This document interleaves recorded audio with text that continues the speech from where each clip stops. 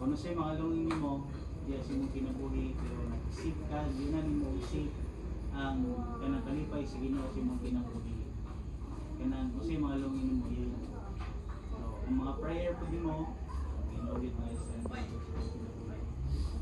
Binasa plano ni mo, mangundang ka, no? Actually, karon nga panahon ni Sud, dahil hindi kita trabaho. Kasi natin mo, ito pa lang pag-work sa mga requirements na, isa naman. Sana yung kapoy. Sa kapoy, di ano ko eh. Kung naayos ko sa kamusurangan. May prayer is, kung sa may plano sa Ginoo, sa mga kinabuhi. Okay, matuman. Pray for protection, healing, na sa mga BPM, so sa mga pamilya, mga relasyon, bigyan sa kanon na ba?